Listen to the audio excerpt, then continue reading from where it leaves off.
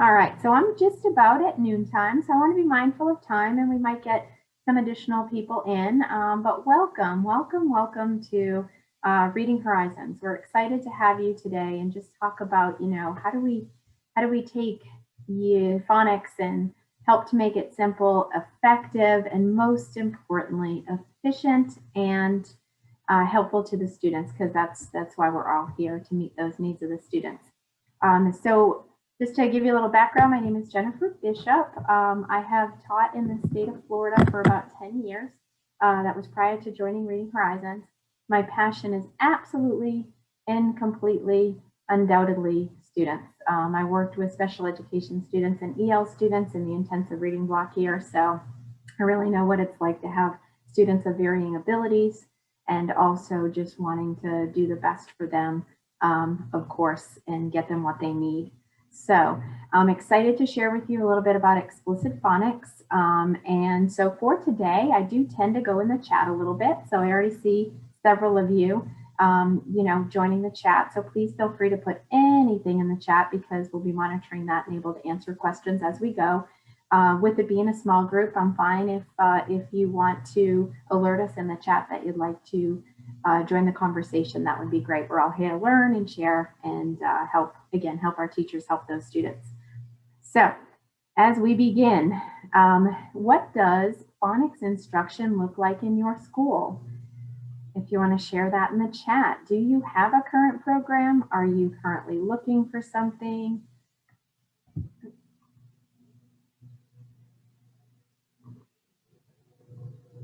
Welcome, Miss Fisher. I have a feeling I will know your answer to this question.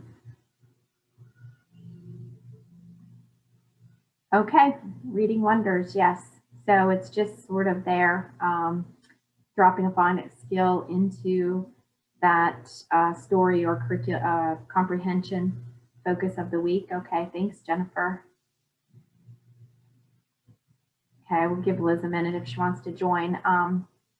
So just to give you a little background, I've been doing some research, so I'll share a little bit about what I'm hearing out there with COVID and what's going to happen next year. So thank you, Liz. Yes. So first, we'll talk about the objectives before we go into it. Where really what we're going to do today is talk a little bit about the background of the science of reading and structured literacy and how it ties just completely into phonics. We'll talk about what effective principles of phonics look like. So like, for example, Ms. Perez, you can think about what you hear today and then think about how it is in your Wonders program and kind of see and evaluate if you are all aligned to that science. In addition, we're going to talk about what does it actually look like in a classroom when we approach that phonics instruction.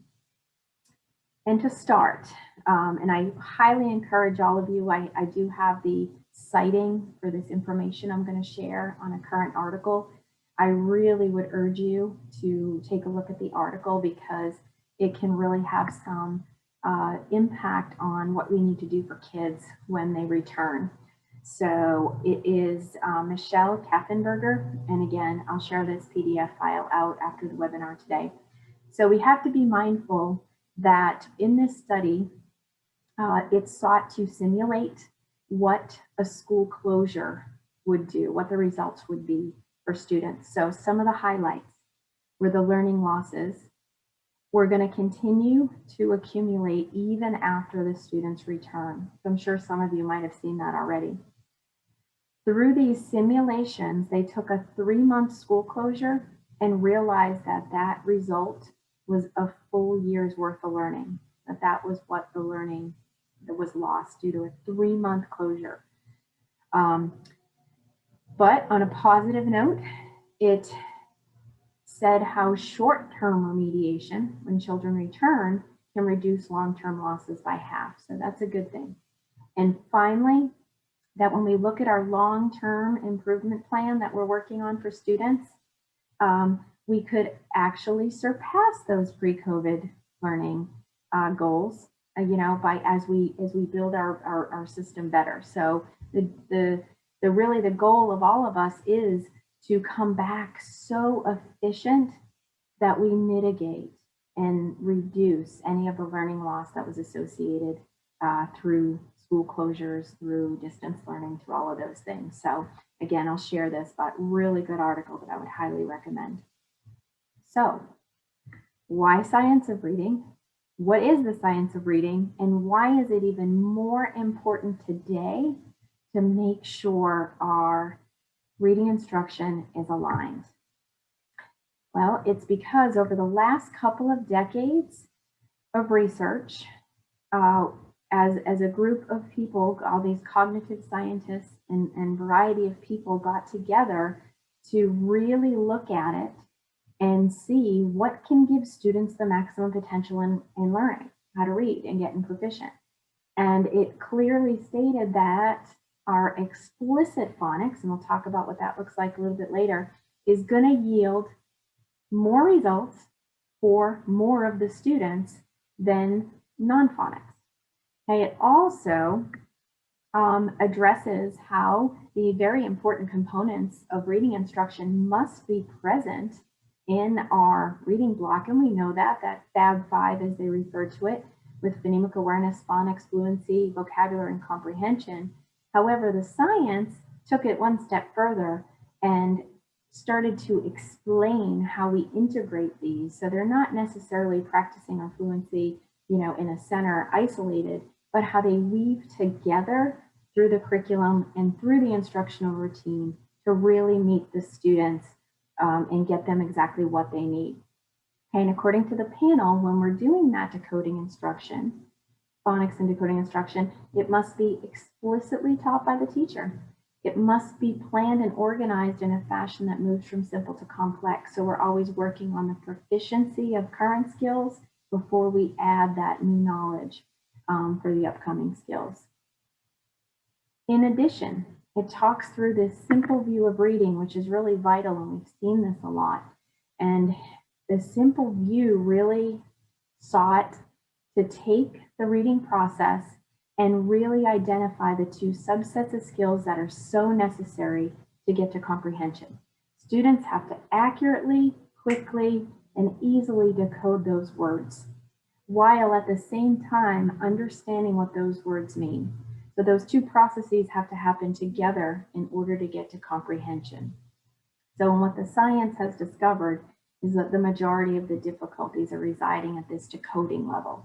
So let's talk about the students that come in and have really high, or at least adequate, listening skills. So as we're talking to them using different vocabulary, they understand, they have an understanding of the language. However, when we hand that text over, we see that they can't adequately decode. They have very minimal decoding skills at that level. So what tends to happen is, because these work together, they're not compensatory. You can't have superior language comprehension skills and zero decoding skills and get to comprehension. It's not going to work. And even if you have minimal decoding skills and still adequate or above average language comprehension skills, you're still not going to be able to get to that comprehension. So the power skills in reading, the automaticity at the decoding, truly fuels and opens up that brain capacity to be able to think about the text. So as a science, as I mentioned, as they also talked a little bit about what happens when a student is having a breakdown. And this is organized by those two subsets of skills, the word reading ability here, the language comprehension here. So Gough and Tunmer, from the simple view of reading, they identified 3 reading difficulties. They identified the dyslexia, the mixed reading ability, and the hyperlexic. And I'll go ahead and explain those in a minute. Then Kilpatrick, another one of my favorite researchers, he identified this 4th later on, called the compensator. So let me describe these to you. And I want you to think in terms of the kids that we see that struggle to make that grade level proficiency in reading. So first, the typical reader, or the student that does make that adequate progress. They tend to be strong in decoding and strong in language comprehension, because again, those are those 2 areas that work together to achieve reading comprehension. Okay, then we have our dyslexic student, which we're learning a lot more about dyslexia now, thank goodness, to meet those needs. But our dyslexia students, their disability, their weakness is at that word reading level. And they actually tend to have very high language comprehension skills. Okay, and then we have our mixed reading ability. So if you look here, our mixed reading has a weakness at the word reading and also a weakness at the language comprehension. So when we think about them, they could be that student that is weak in decoding, that is having difficulty decoding that text. So what happens? They tend to not read an awful lot, so they can suffer in that language comprehension, vocabulary, background knowledge. So they have difficulty in both. We have our hyperlexic. Those are considered our word callers. So what they appear to be reading fluently, and they appear to have almost every word read correctly, but then we get to that comprehension side of things and they're just weak there.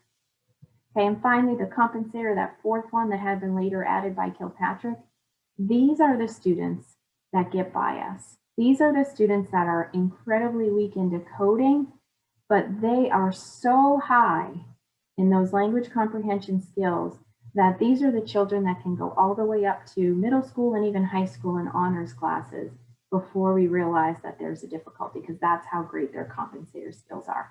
And the compensator tends to be later identified as dyslexic, but again, has made up for that lack of decoding. So I'm just going to pause for a minute. I gave you a lot of information to digest. Think about your students. Think about the ones you work with, especially if they have difficulty. Which one of these do you think is the most common? And let's share that in the chat. Liz Fisher, you might have a little bit of an advantage here, and that's okay. I'm going to let you answer. Which one of these difficulties do you think is the most common?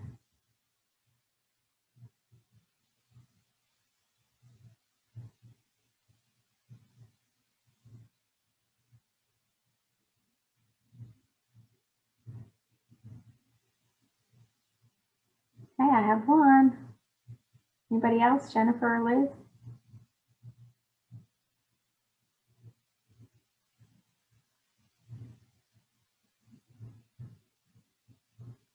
Okay, hint, hint, I have the right answer. Okay, so thank you, Jeanette.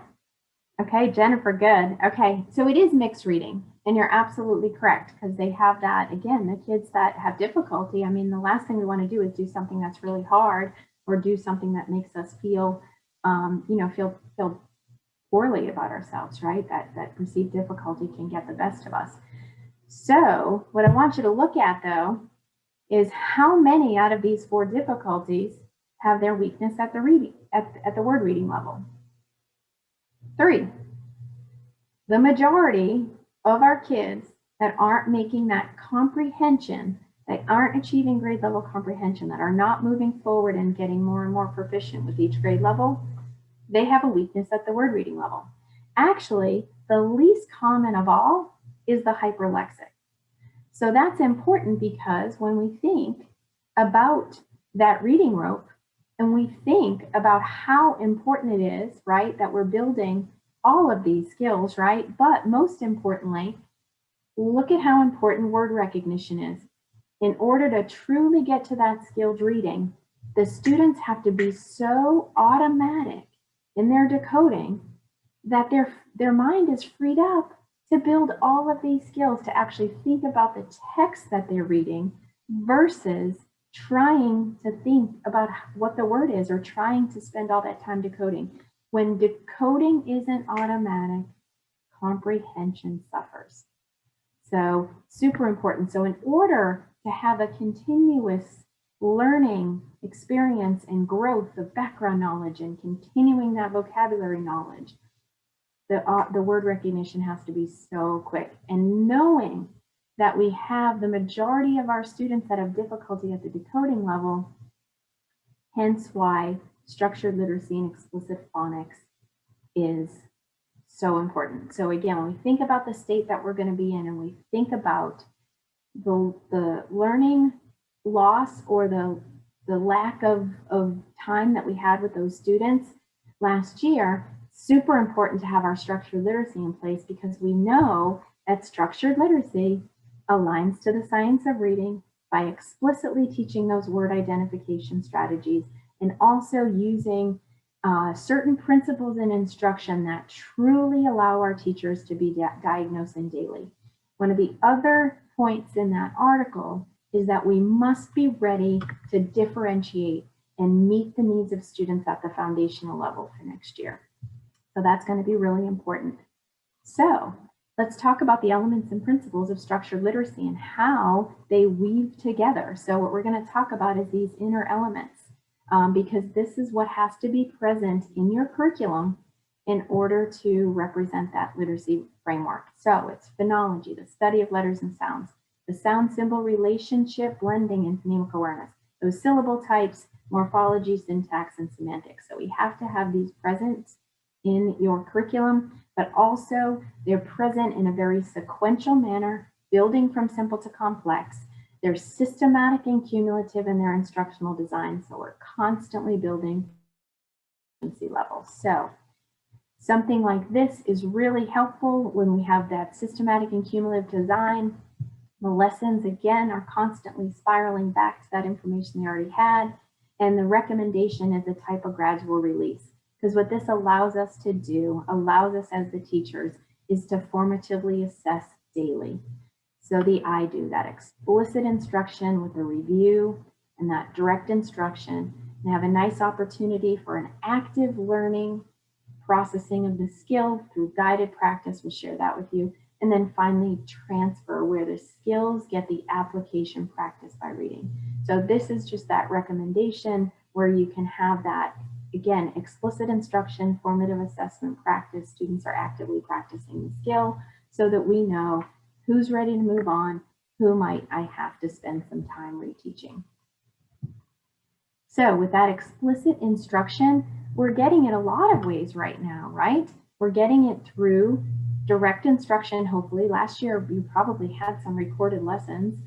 Liz Fisher, I'll call you out there. Liz spent tons of time doing prep work for her teachers when they were in digital learning, recording lessons, but also software, right? We had it in all different ways. So that explicit instruction can still be in all different ways for our students next year. And it's good even to have those different modalities to provide students with extra practice when needed.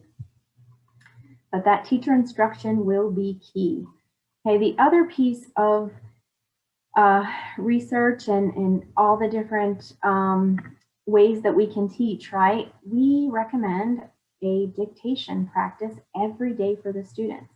Okay, dictation is where the students can use that multi-sensory process. They can connect with what they hear, with what they say, with what they write, and what they read. So they're gonna hear it, they're gonna repeat it back, they're gonna write it, and then they're gonna read it. So they're connecting all of those language centers in the brain that are so necessary for accurate and fluent reading.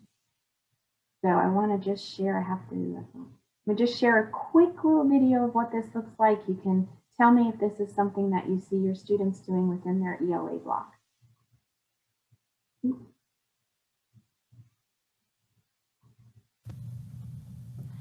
Tent, tent. Tent, tent. Turn around and write your word.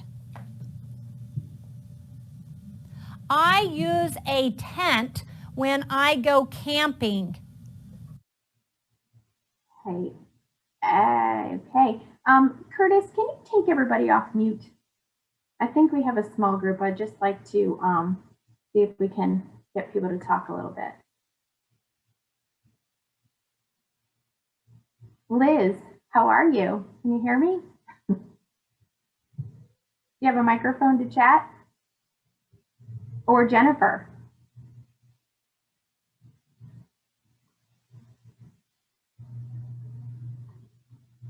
I'm just curious. I don't know. Curtis, can you do that? Or oh, awesome. Thank you.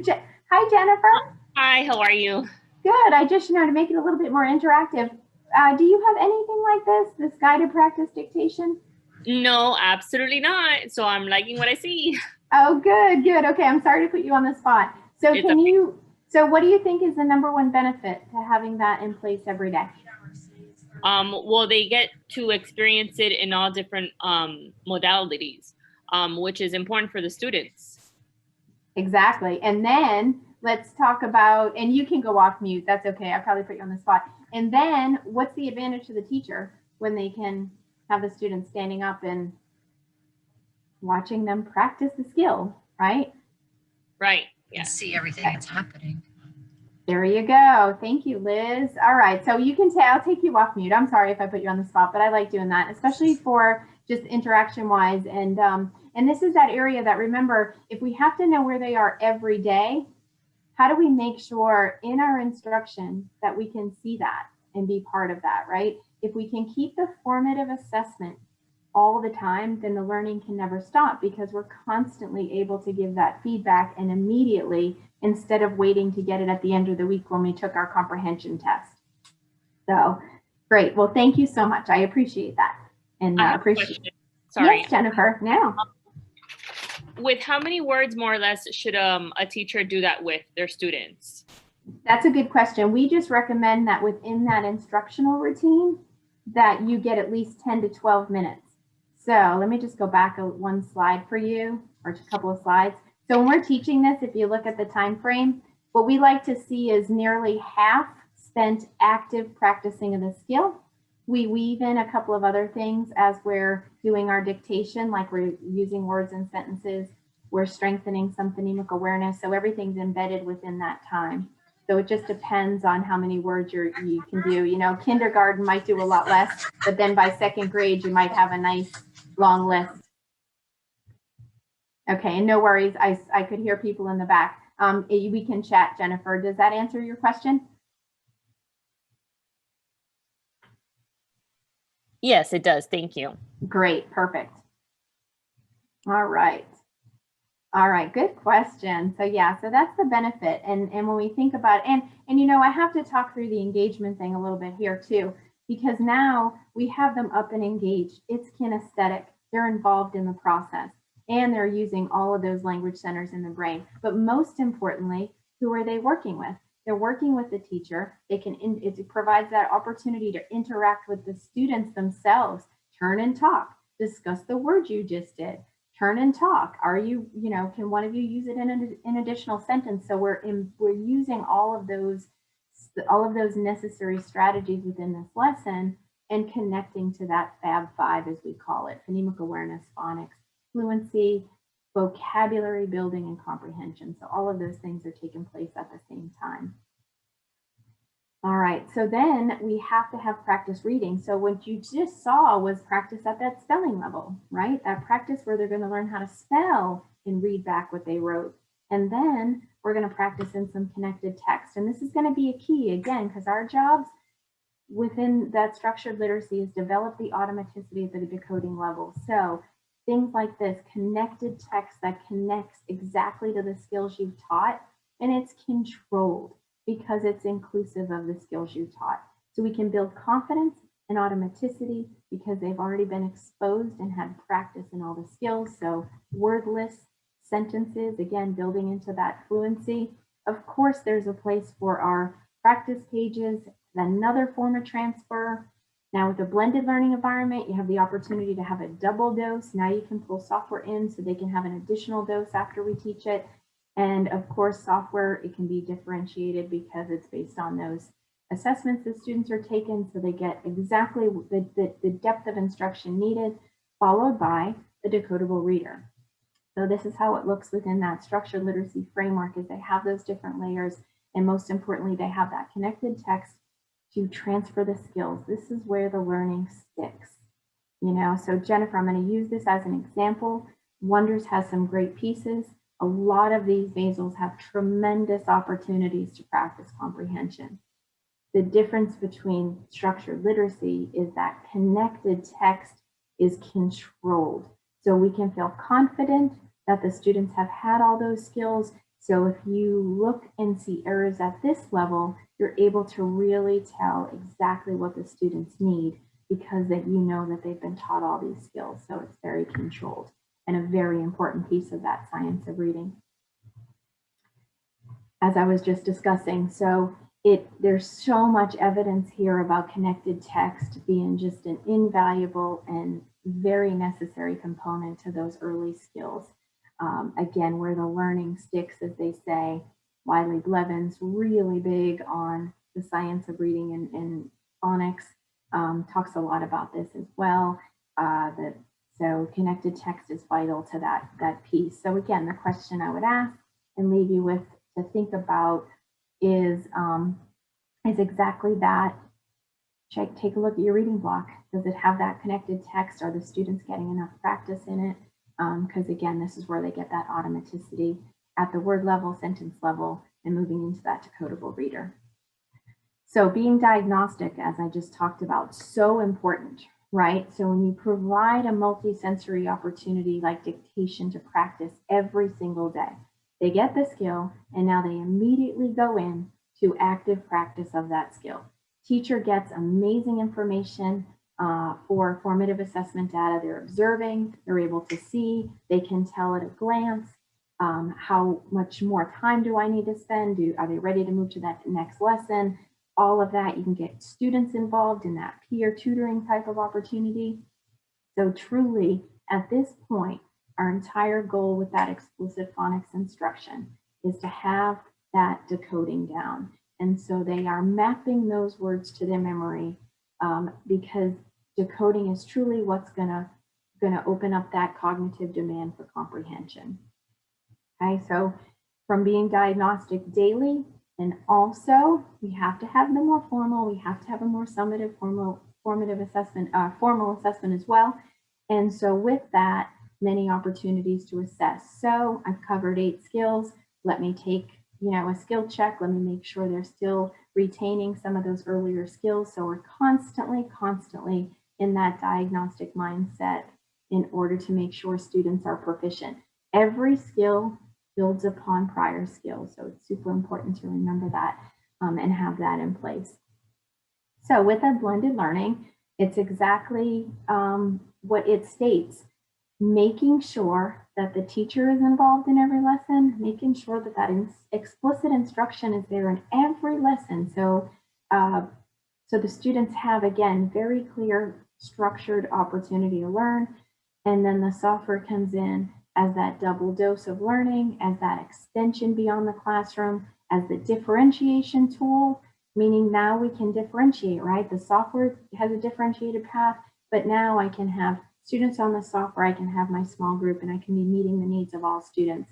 And teachers are really going to have, especially K2, K3, what I'm hearing, they're going to have such a vast amount of skills and levels to cover with these students that they're really going to have that differentiation in place. And most importantly, really make sure we have the foundational skills for the students. So explicit data driven is super important. So take a look at what you have in place so that you can make sure that most importantly, we can get that consistent instruction for those students with all of your teachers, regardless of who's delivering that first grade classroom instruction. This helps to keep them all on the same page as well and delivering in that same consistent environment. So we're going to talk a little bit about these inside elements as well and talk about just how structured literacy is broken down and how these all must be covered. So, study of phonology. It is the basis of our language. The alphabetic principle is the basis of the language. So, it has to be present and it has to be mastered, and the students have to develop those phonemic awareness skills because it's not just matching the letters and sounds, but it's blending, it's manipulating, it's all of those other skills necessary with that alphabetic principle. And these two components, alphabetic principle mastery, along with phonemic awareness abilities, is what truly predict comprehension in 3rd grade, that comprehension score. So when we think of K2 especially, it's vital that students have the mastery here. And again, thinking in terms of next year, we want to really make sure and consistently make sure, especially like if we think about 3rd grade, do they have these skills? Are they proficient? It might not be a 3rd grade level student that we have. It could be a student that is far behind. So we have to make sure we do this. We don't want to negate it. And after 3rd grade, The number one reason why interventions fail is because they don't take time for that alphabetic principle and phonemic awareness. So super important. Okay, and moving into our structured literacy instructional approach, we are grounded in Orton-Gillingham principles. So this just gives you a good example.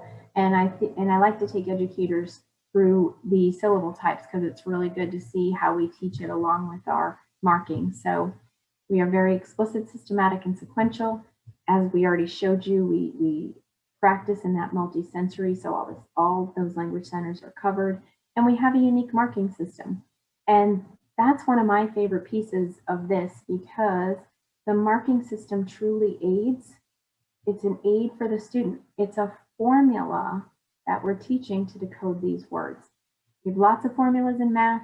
I can raise my hand right here and tell you if you gave me like one of those quadratic equations and I didn't know the FOIL method, it would take the rest of my life to try to figure it out, right? So when we think about those formulas we have for math, we have the formula for decoding, and that's what that marking system is aiding the students in. Very, very beneficial to students that exhibit any characteristics of dyslexia. This really breaks it down and again gives them a process to follow. So the whole idea is, especially if we struggle or if we're an early reader, we want to increase their confidence and self-efficacy. We want them to feel good about reading. So by explicitly teaching this and giving them those clear-cut explanations, we reduce any perceived difficulty, which again is so important.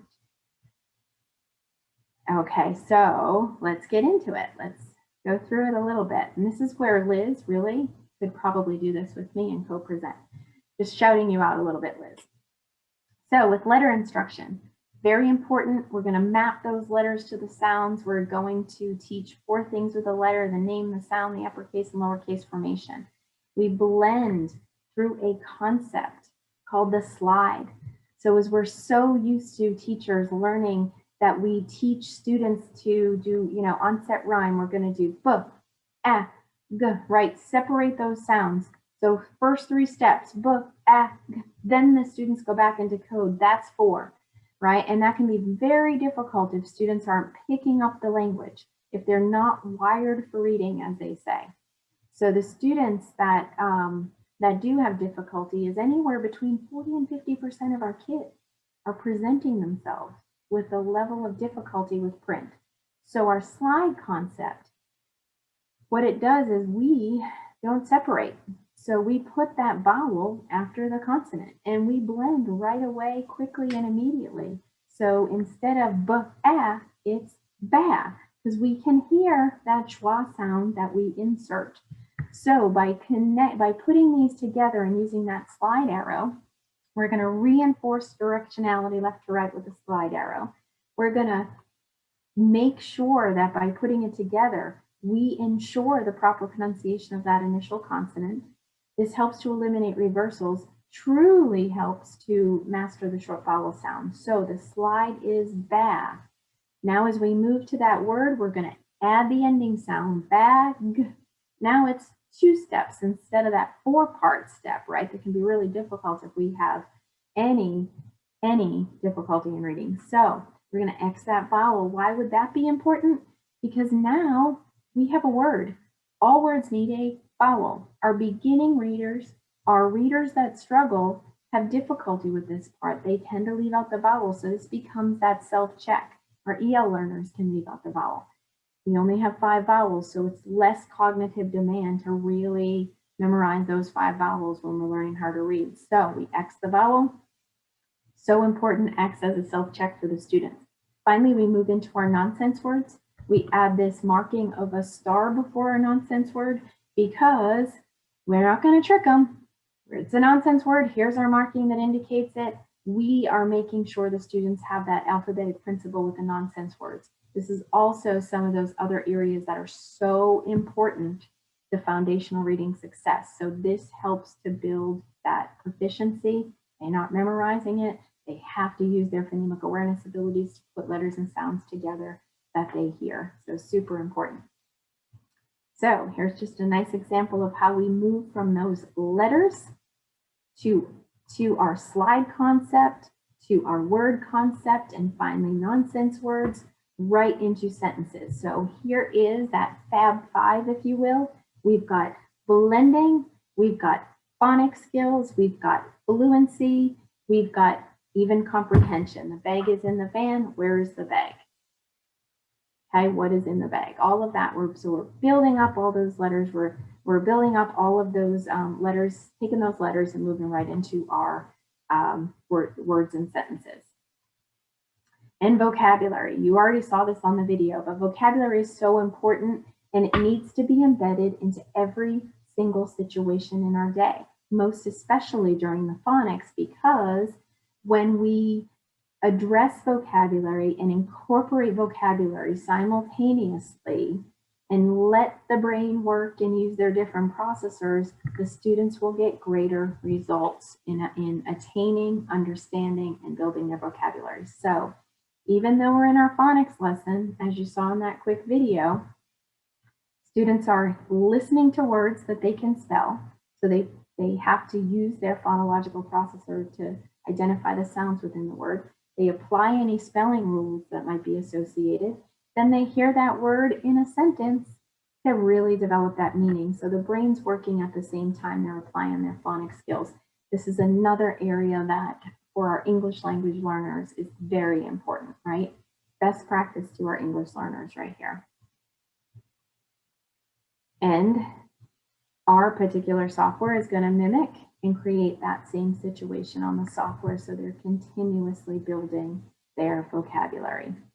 Okay, so here's a nice spelling rule for you. So like, for example, our word is cup. Students would process the sounds within that word and then get that context sentence just like you saw in that video. Because what are we practicing when we're doing dictation? We're practicing that spelling. So they're practicing at the higher level skill while also going to practice in that connected text to develop that automaticity at decoding. So our students benefit in two ways when you have multisensory. They benefit in spelling and decoding. So speaking of my kindergarten spelling rule, Liz, you definitely can't answer this one, but Jennifer, you can. I'm just kidding. But cat and kitten, that same initial sound of that, right? Cat and kitten, C and K, making that same initial sound. We break down the English language so that they have those rules attached to them and don't have to have that difficulty. So you make so K, all you have to do, if you think of a word and you're not sure how to spell it, but it has that sound of K, you just have to look at the vowel that follows, because K takes the I and E, C takes the other three, A, O, and U. So what do you think, Jennifer, in the chat? I know Liz's answer.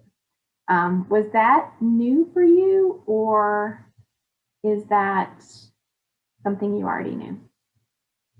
Oh, good, Jennifer. Yeah. Yeah, and we think about it like, oh, what would the benefit be to the students learning it in kindergarten, reviewing it in first and second? It really helps to break the English language down into those rules. Again, simpler to tell them the rule than to just leave it up the chance that they'll figure it out. So that's, again, another example of structured literacy. All right, so a couple of other components that are so necessary for decoding, especially multisyllabic words. Blends, what are they? And what is their function, especially when we get to multisyllabic words, right? But the function is that a blend is 2 or 3 consonants. That is one unit. It is one unit. So we have that arc right here because it's going to stay together and move together in syllabication. To be a true blend, it must be able to start a word. But again, they have to have that unit concept down of a blend and know that a blend will still retain its own sound, right? So BL, there's 2 sounds in blend, but it is one unit within the word. So the way that we teach blends, a little bit different than you might have seen before. We're not going to pronounce our blends in isolation like this because we can't effectively and properly. So when I try to say GL, and I'll model it, goal, and you can try it yourself because nobody might be listening to you. but right, I can see my tongue going right up to the roof of my mouth. I can feel the U sound coming in when I try to do it. So we instruct our blends by naming our blend. The blend is GL. We don't promote the pronunciation until we add the vowel or use our slide concept.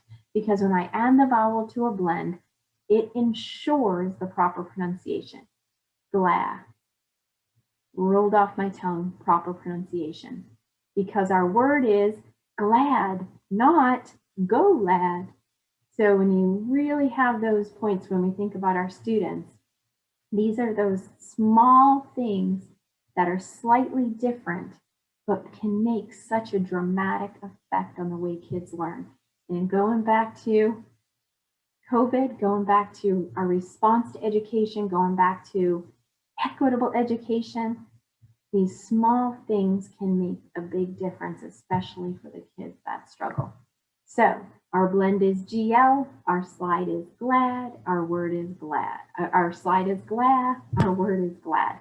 So we're going to take that same simple to complex approach and build with these scaffolds so we can really help students to develop that proficiency and automaticity. All right, so are you ready? We learned a couple of things here, but now we learned about Xing vowels. We learned that slide concept and how beneficial that can be. We learned about our blends and that arcing and how important it is, because that's going to be one unit. And now we're going to address our short and long vowels, right? Because vowels can be short and vowels can be long. Okay, but then we're going to give them 5 simple rules as we teach our syllable types. So here's where we're moving into those syllable types. We're giving them the why. Here's our formula, and here's what's going to help the students. So let's take you through and see what you think. So we're going to apply our process. Okay, we're going to move from left to right. This is our formula for decoding. We're going to arc our blend because that's one unit. That's a PL blend. We're going to mark our vowel. All words need a vowel. So we're going to mark that with an X. And then we're going to teach students the process of looking past the vowel to see what follows, because that's what determines whether the vowel is short or long. So what comes after the vowel? As we move around this word, we have one consonant. We're going to call that consonant a guardian, and we're going to mark it with a guardian star, because the job of that guardian consonant is to protect the short sound. So the rule is quite simply, one guardian consonant makes the vowel short. So mark it with an X, look at what follows, one consonant, mark it with a star, so my guardian consonant protects the short sound. So simplistic explanation with a systematic process of marking and proving that formula is what can help students go from non-readers to readers, is what we've seen. So first rule. Okay, let's go with the next one. We're going to do our left to right process, mark our vowel, look at what follows. In this case, I have 2 guardian consonants. So if one guardian consonant protects, 2 will still protect the short sound. Okay, there you go. I covered my 2 short vowel patterns. So number 3, I'm going to mark my vowel. Okay, I'm going to look at what follows again. Nothing. So when a vowel stands alone, it's long. No guardians to protect it, as I like to say. So gave you 3 rules or 3 patterns. Actually, we start with the 3 most common in the way we teach, because these 3 patterns represent 75% of all syllable types in the English language. All right, let's keep going. Mark our vowels. This is 4, our silent E. So we mark our 2 vowels. When a word ends in E, the E is silent, making the vowel long. Okay, and finally, phonetic skill 5, or the least common, those vowel teams. Mark our 2 vowels. The rule is when 2 specific vowels are adjacent, the second vowel is silent, the first vowel is long. Okay, and here you go. Here's our 5 phonetic skills at a glance, aided with that systematic process of marking and proving is what can take their working memory and really free it up, because now they have a process to use. And they're practicing spelling, they're practicing reading these, and that's where they develop, again, that automaticity. So what do you think?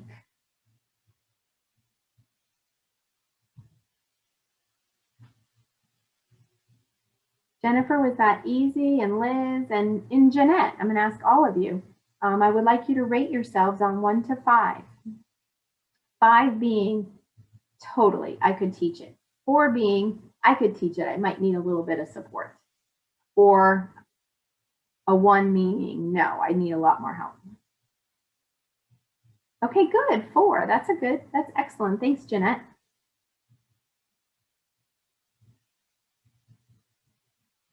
And what do you think, Jennifer? Because I know the C&K was new. How did that feel? Just the way the explanations were and the okay, good. Okay, I'll take a 3 or 4. I gave you that in 2 minutes, right? That's fantastic. And most important, I want you to just reflect while we think of this, and think about your teachers, your colleagues, or if you're in admin, think about the teachers you work with. Do they have this knowledge to deliver to your students in that consistent manner? And most importantly, do my current resources have these rules taught so that we can really get them to that automaticity? So those are just a couple of things to reflect upon. All right, so now let's move into our last 2 skills, and I'm going to break this down and have some Q&A maybe. So here's how we lead up. Yes, both of you shared that kind of same thing, Jeanette and Jennifer. So here's how we lead up. So the difference one letter makes, which I like. So when we think of MO, right, which pattern? That's going to be that 3rd pattern. The vowel stands alone, so it's long. And when I add my guardian consonant, it changes the vowel to short, mot. When I add my silent E, or that E at the end, now it's moat. Finally, here's my 2 vowels followed by consonants. They both have consonants following, so we're going to need a new rule, because this is a 2-syllable word, 2 working vowels. So here's how we take it from those single syllables. And remember, when students master single syllables, we just have to give them 2 more rules for those multi-syllables to know where to break apart the words in syllables. So we're going to mark our 2 vowels. Once they again have that proof, consonants following both, I need a new rule. We're going to teach students, go back to those first 2 vowels and look in between. What do you have? 1 consonant. So the rule in skill 1 is when there's 1 consonant in between the vowels, it will be part of the 2nd syllable. So we box it. So now that we know where to break it apart, students just apply their single syllable rules to each syllable. So M-O, vowel stands alone, it's long. Move to the 2nd syllable, T-E-L. L is my guardian, E is short. So the rule is quite simply, when there's 1 consonant or 1 blend, because that's a unit, it will be part of the next syllable. Okay, go with our last one of that 7 skill. Again, simple framework. Mark our 2 vowels. Oops, going too quick on this mouse. Same process works. Once you have the vowels marked, go back to those 2 vowels, look in between. The rule is for decoding skill 2, when there's 2 consonants in between the vowels, they will split between syllables. Same process, let's just apply those patterns, look for those patterns. C-A-M, M is my guardian, A is short. Move to the 2nd syllable, P-U-S, S is my guardian, U is short. So there's our rule, and there's that. We cover every syllable type, including our controlled vowels, because we're looking for those independent readers and writers. So that just gives you a feeling of that 7 skill framework, the simplicity, and the way that we teach it with that multisensory practice, and most importantly, aiding your teachers. Teachers are the conduit. Teachers are the most effective resource that are in our classroom. So how do we make sure they have the knowledge and skills that they need to help those students? So I'm going to pause there because I gave you a lot of information, and I actually just probably want to have a discussion or a Q&A, and let you off that chat. So what do you think, Jennifer and Jeanette? I definitely missed the first 3 vowels. The ones that you covered first, the first 3. I missed those. Oh, I was trying to write them down as fast as possible. you know what? That's okay. So watch. And this is where I love to do this. If you can see, oh, you can with my virtual background. Let me just change my background. Let me show you those real quick. I got the vowel stands alone when it ends in E. Oh, perfect. The vowel is long when it stands alone. I got that one. And then I got the first vowel is long when it has a final E, but that's all I got. All right, perfect. Well, thank you, Jennifer. Okay, and I love doing this because really, this is the power of the way you teach. No Wi-Fi needed, right? No internet needed for my marker. And when we teach through the board, the students start to process as we write. So I'm going to take you through just like I would a teacher. So that first rule, okay, we're going to go from left to right, and we're going to teach students that we always mark the vowels and any blends. So we're going to mark our vowel with an X. All words need that vowel. And to really prove whether that's long or short, we're going to teach students just look at what follows the vowel. In this case, we have D, one consonant. So when there's one consonant after the vowel, we're going to call it a guardian. And we have a guardian star that we put on top. The job of the guardian consonant is to protect the short sound. So we move left to right, right around the word.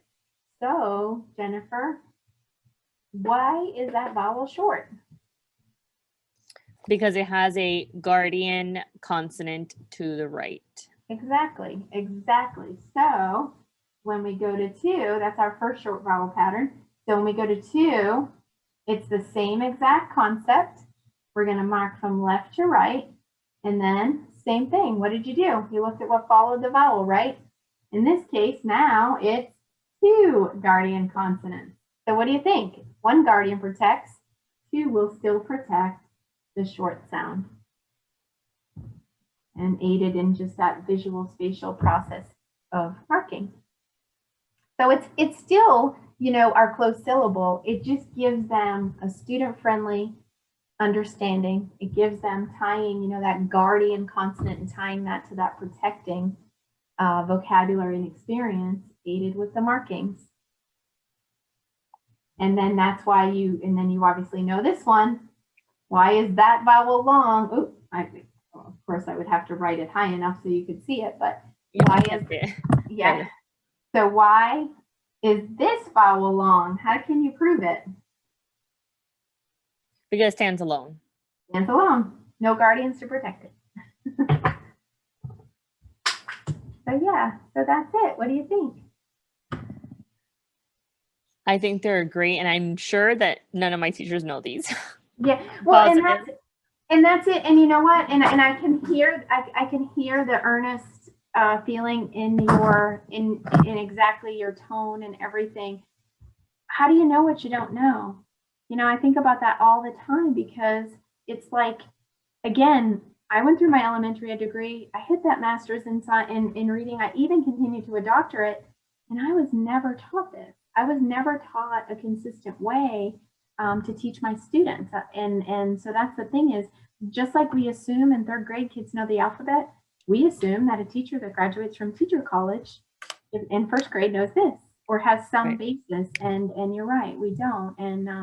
And that's why, at Reading Horizons, we're just about sharing. And we're super excited about what Florida is bringing this year. And I'm not sure if you're aware, but we got some things happening in South Florida.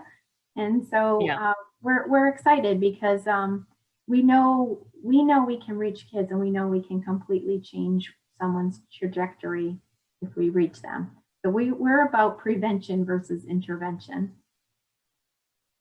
Yeah, I love it. I'm excited to share this with the teachers. I'm sure it's going to be kind of like, oh, it's going to be, wow, I can finally incorporate something new. And maybe next year we can tackle some of these deficits that the children have.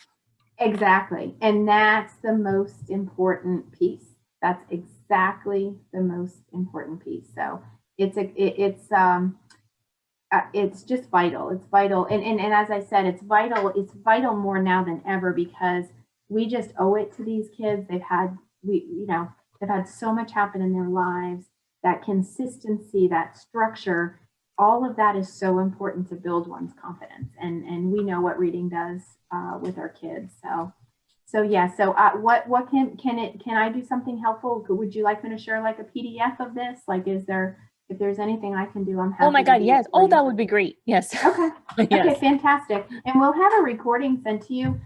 Personally, this wasn't my favorite webinar. I thought it was terrible, but I'm happy to do it again for you and your staff or anything you need, or like just a little presentation online. But I will definitely send you the PDF. No, I thought it was great.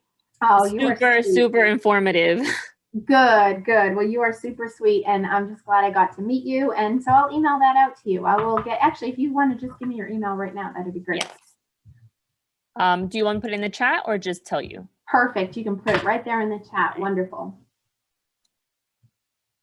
Oh, Jeanette, I love your comments too. Okay. Yeah. So it's fun. It's a passion, Jennifer. It's a calling. I think I can't shut this off because I know there's just too much for us to continue doing. And when we think about, equity in education, this is equity. This is helping to close that equity gap. When we the gap. Teacher, whatever school we're at, whatever kids we have, all kids deserve this. And so I feel, like I said, I feel more of a call to action now than I ever did before as well. So, well, wonderful. Jennifer, thank you so much for spending the hour with me. And I will email you and you'll have my contact information. If there's anything more I can do for you, I'm happy to do it. I'll send you that PDF as soon as I get off the call. Thank you. Thank you so much. Okay, I really appreciate thank it. you. You're very welcome and you have a wonderful day. Thanks, you too. Okay, bye-bye. Bye.